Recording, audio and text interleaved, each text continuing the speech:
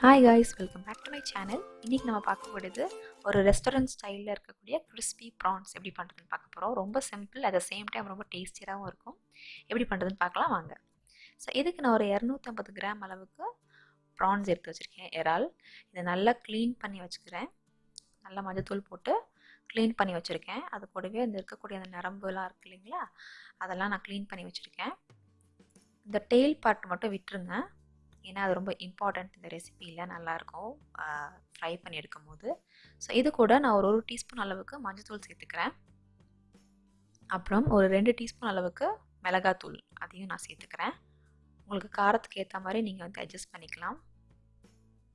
அப்புறம் ஒரு 1/2 டீஸ்பூன் அளவுக்கு இஞ்சி பூண்டு பேஸ்ட், அதையும் நான் இதோட ஆட் பண்ணிக்கிறேன். இது கூடவே நான் ஒரு 3லேருந்து 4 சொட்டு எலுமிச்சை சாறு, அதையும் சேர்த்துக்கிறேன்.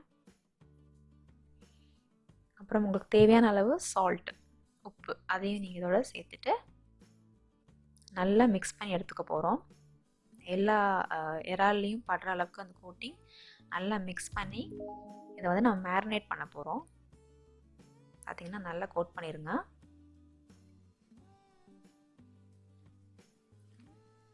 ரொம்ப சிம்பிளான மேரினேஷன் தான், ஈஸியாக வீட்டில் இருக்கக்கூடிய பொருள் வச்சு நம்ம மேரினேட் பண்ணிக்கலாம்.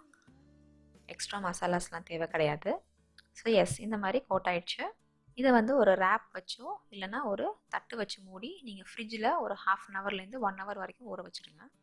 இது வந்து நான் ஒரு கப் கார்ன்ஃப்ளேக்ஸ் எடுத்துருக்கேன். நம்ம சிப்ஸ்க்கெலாம் வறுப்போங்க இல்லைங்களா, அது மாதிரி கடைகளில் கிடைக்கும். அது மாதிரி வாங்கி அது கூட ஒரு 1/2 டீஸ்பூன் மிளகாத்தூள், 1/2 டீஸ்பூன் பூண்டு பொடி, இது இல்லைன்னா விட்டுடலாம். அதுக்கப்புறம் ஒரு பிஞ்ச் ஆஃப் சால்ட், இதையும் சேர்த்து நல்லா மிக்சியில் ஒரு பவுட்ரு மாதிரி அரைச்சி வச்சுக்க போகிறேன். ஸோ எஸ், இந்த மாதிரி அரைச்சி தனியாக வச்சுக்கோங்க. உங்களுக்கு பூண்டு பொடி இல்லைன்னா நீங்கள் அதை விட்டுடலாம்.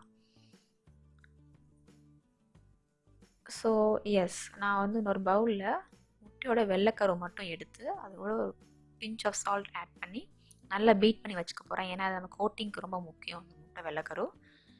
ஒரு பிளேட்டில் நம்ம பவுட்ரு பண்ணி வச்சுருக்க அந்த கார்ன்ஃப்ளேக்ஸை போட்டு வச்சுக்கோங்க. ஸோ இந்த மாதிரி ரெடியாக வச்சுக்கோங்க. மீன்வைல் நம்ம மேரினேட் பண்ணி வச்சுருக்கோம் இல்லைங்களா, அந்த ப்ரான் மசாலாவோட மிக்ஸ் பண்ணி வச்சுருக்கோம்ல, அதை வந்து ஃப்ரிட்ஜ்லேருந்து எடுத்துடலாம். எடுத்துட்டு ஒவ்வொரு ப்ரான்ஸையும் அந்த மாதிரி எக் ஒயிட்டில் டிப் பண்ணிவிட்டு அதுக்கப்புறம் இந்த மாதிரி கார்ன்ஃப்ளேக்ஸ் போட்டு ஒரு கோட்டிங் கொடுத்துட்டு அகெயின் நல்லா தட்டிட்டு திருப்பி எக் வாஷ் இன்னொரு தடவை எக் ஒயிட்டில் டிப் பண்ணுங்கள். அகெயின் கார்ன்ஃப்ளேக்ஸில் வந்து கோட்டிங் கொடுத்து நல்லா டைட்டாக பேக் பண்ணி தட்டிட்டு தனியாக ஒரு பிளேட்டில் நான் வந்து அரேஞ்ச் பண்ணி வச்சுக்க போகிறேன். இது நல்ல ஒரு கிறிஸ்பி அவுட் கோட்டிங் கொடுக்கும் மூலயமா நல்லா டேஸ்டியாக இருக்கும். ஸோ இந்த மாதிரி ஒரு பிளேட்டில் செப்பரேட்டாக எல்லாத்தையும் கோட் பண்ணி வச்சுக்கோங்க.